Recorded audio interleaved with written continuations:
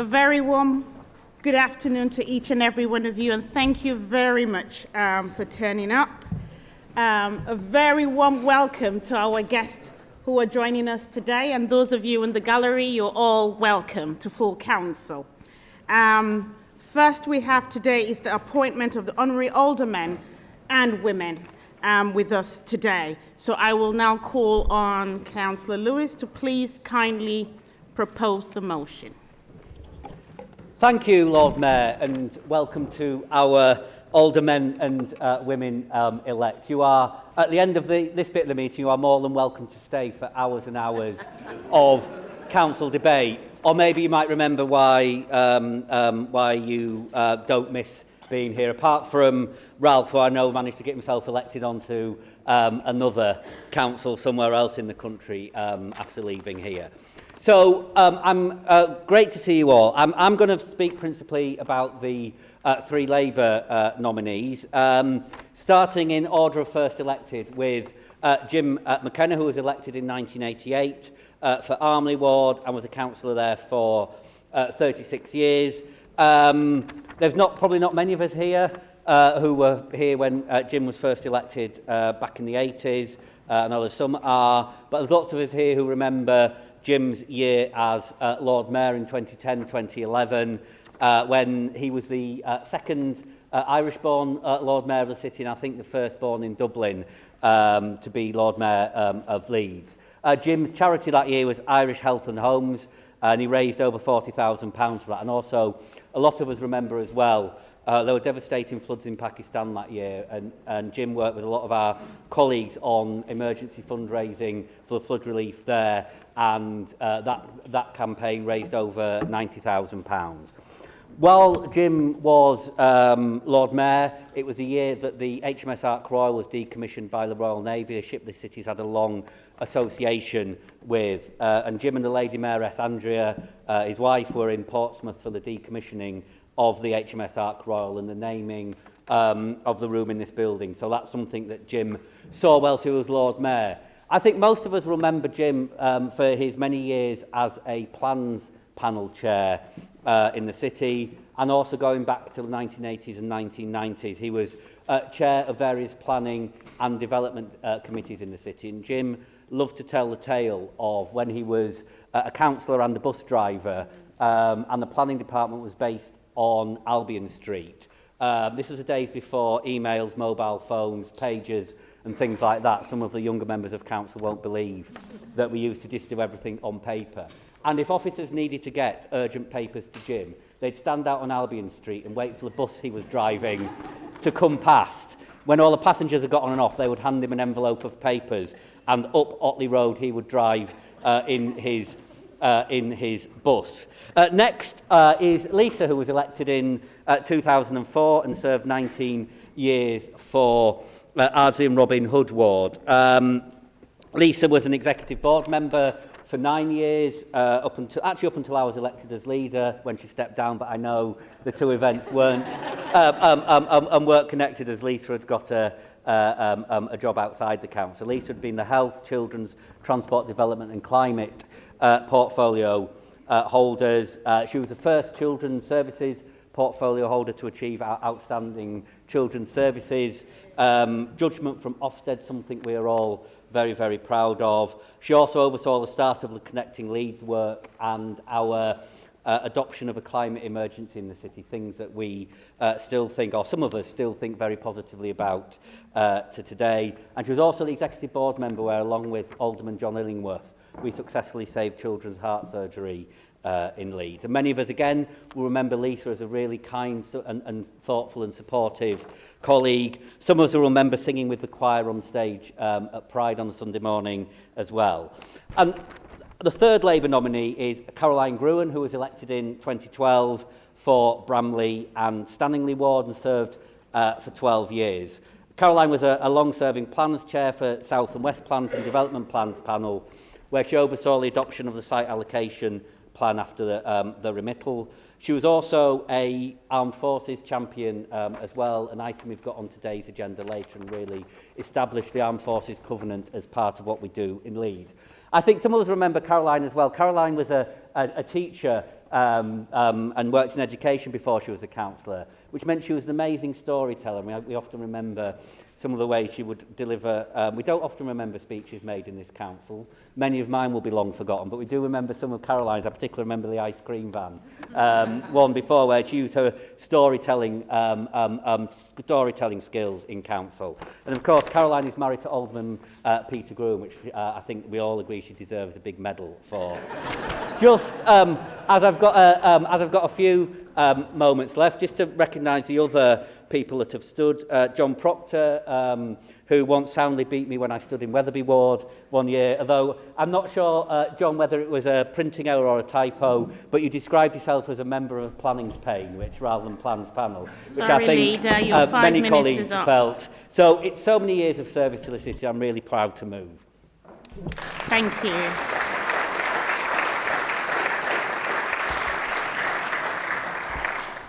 Councillor Lamb to second, please. Yep, thank you, Lord Mayor. Proud to second on behalf of the Conservative group. There are 115 collective years of experience as councillors nominated today. Trying to distill that down into a 5-minute speech is something that saddens me a little, and that I know with 2 former chief whips in the room, they're both thinking it wouldn't have happened in my day, and they're probably right. One thing I noticed in the Ark Royal room earlier was how striking it was that the former members look so much happier and healthier than the rest of the faces on this side. So we should all take note in that. As Councillor Lewis has talked mainly about the Labour cause, it's very little time, and so I want to focus on my former ward colleague and friend, not former friend, still a friend, I hope, former councillor John Proctor, still councillor to me. I was very lucky in 2007 to be elected alongside John and Gerald Wilkinson. I couldn't have had 2 better colleagues, very different, but both fiercely determined in different ways to do the very best they could for our community in Wetherby and for the wider city. And certainly John epitomises someone who has had an astonishing impact, both locally and for the city. And over the last few days, when I've been thinking back of some of the things that we did together, 26 years John was a councillor, from 1992, winning a by-election, until 2018. His work isn't done there, as he then went off to Europe and is now the chair of the Royal Armouries, I think is the correct term. Few people who will remember John will wonder if it's a good idea putting the former chief whip of the council in charge of that many weapons, but I think they're in very safe hands personally. John for me epitomises the approach that we should take as councillors. It was never about can we do something, it was always about how can we do it.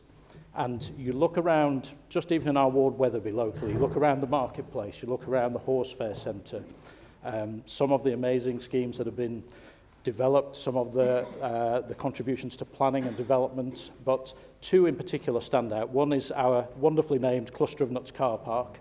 And for anybody who arrives in Wetherby and sees the wonderful horse sculpture, the roundabout at the entrance to Wetherby, both things that John primarily delivered, both things delivered without taxpayer funding, because John found a way. It was the right thing to do for our community, and he found a way to do it. And it was the same as a lead member, as a cabinet member. Being chief whip, as anyone who's been a whip of any group, keeping everybody together is a challenge.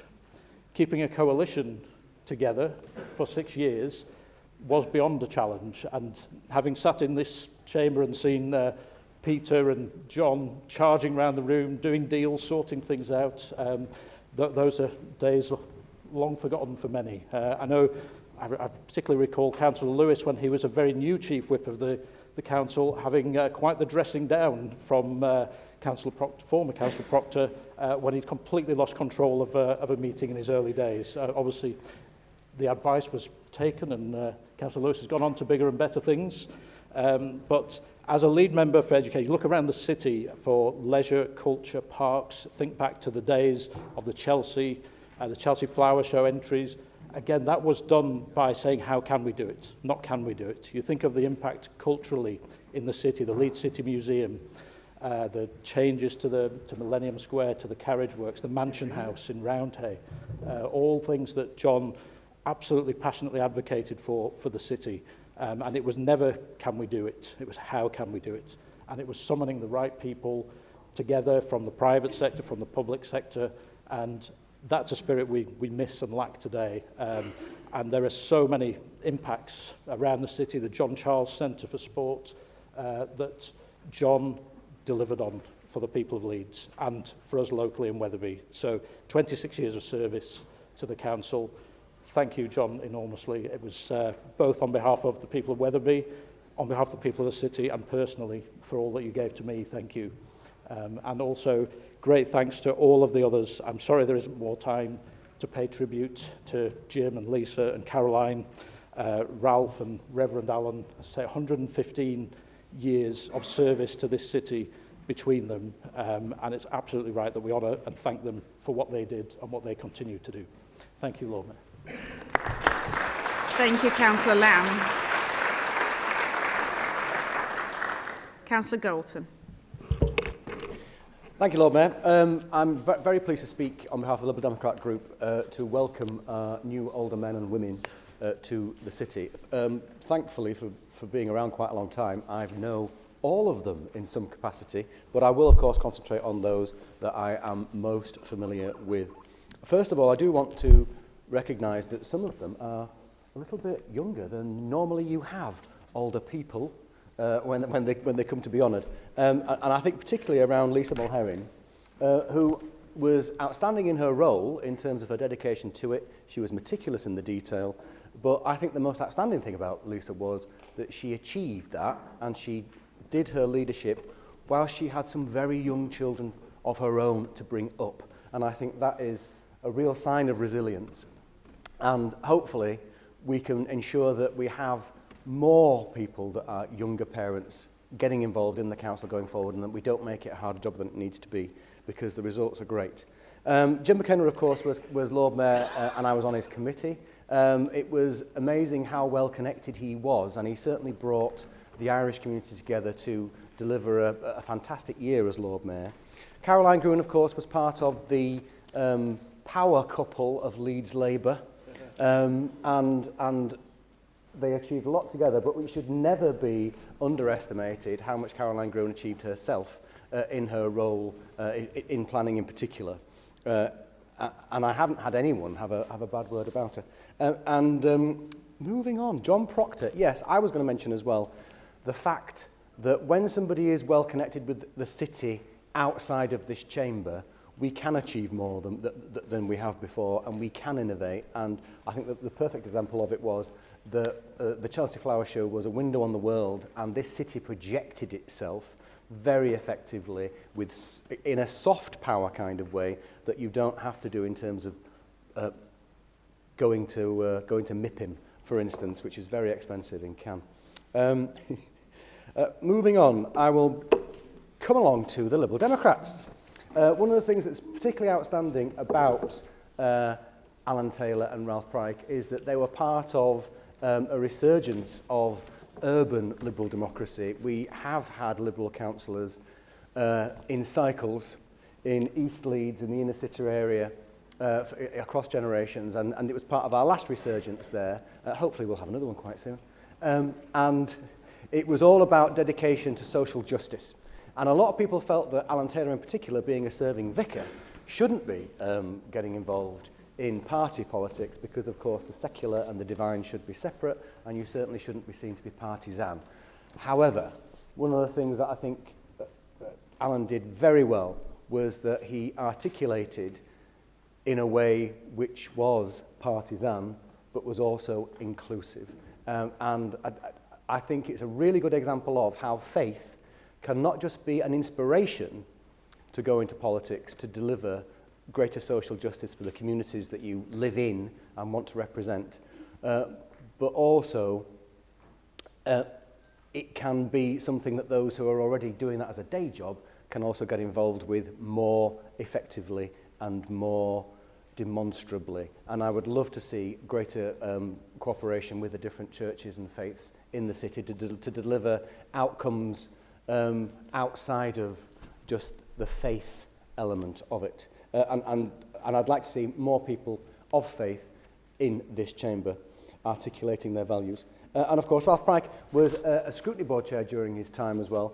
But we've all delivered different roles in the council, and most importantly, though, is our primary role of representing the communities that we're with. And I think all of those communities that these councillors served were well served, and they deserve to have the aldermanship bestowed upon them. Thank you, Lord Mayor.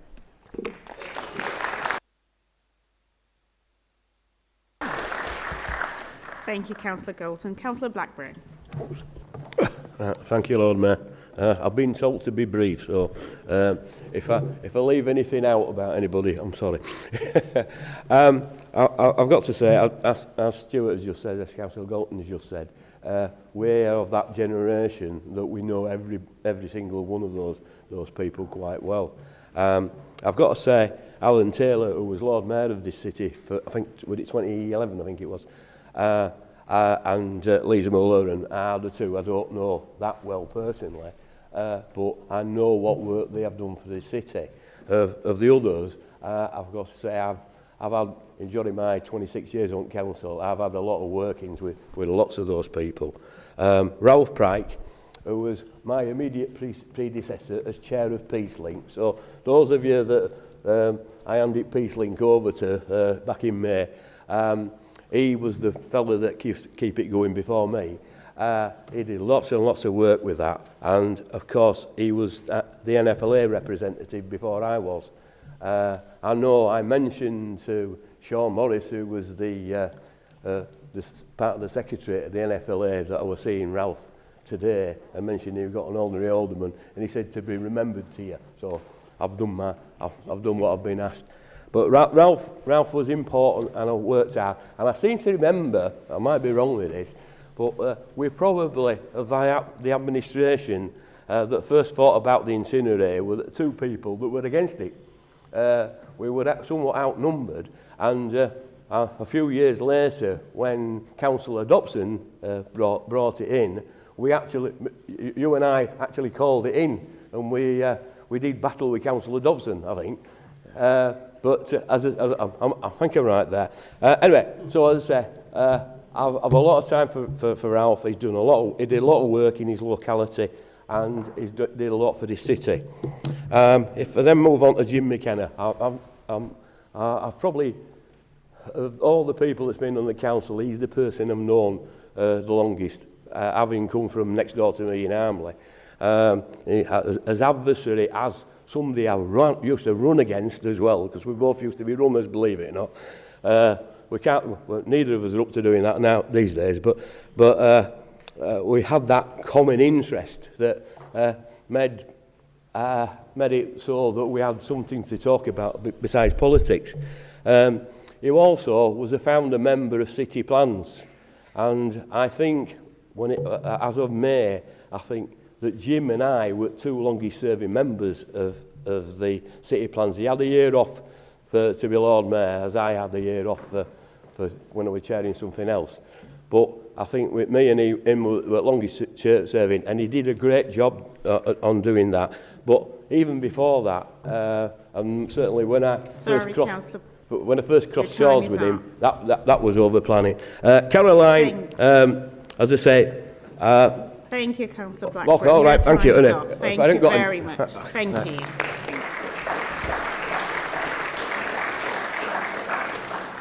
Councillor Newton. Thank you.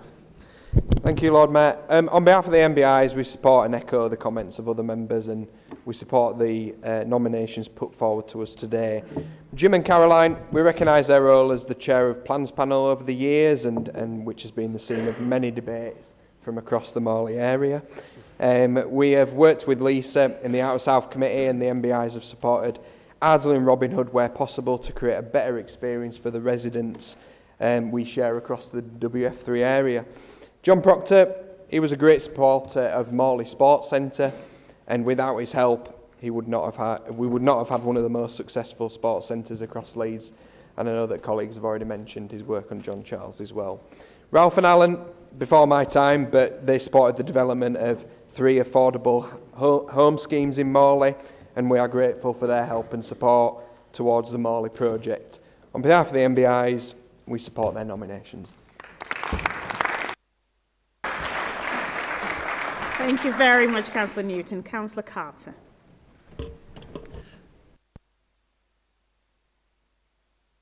To have this particular slot. And I'll be very brief. I've known all the nominees for a length of time. They were all members of the council, not collectively, I might add, but over the years they were all members of the council. I count them as friends. Certainly, Councillor McKenna, Councillor Caroline Groom, former councillors.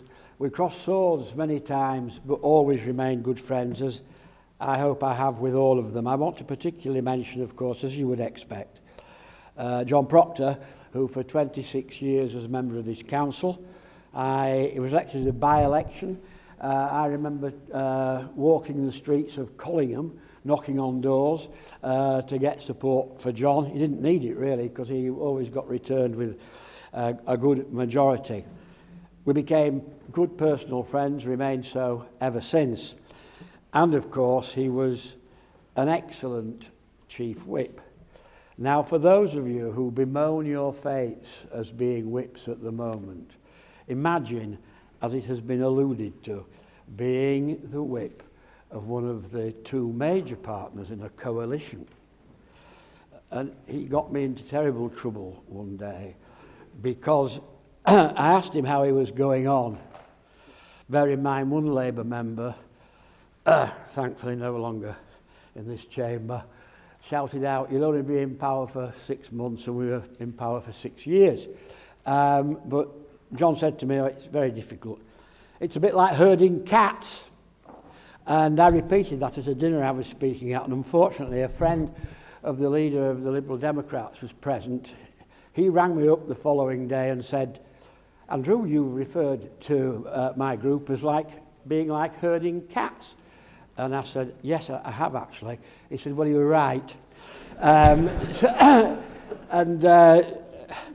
But John's particular contribution, as has been mentioned, was his wide network of contacts throughout the city.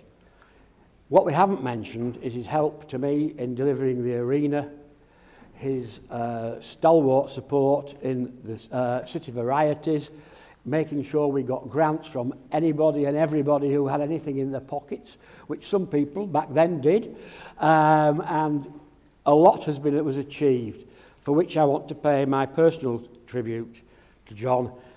Thank you very much for your loyalty. It was great working with you, and I miss you. Thank you very much.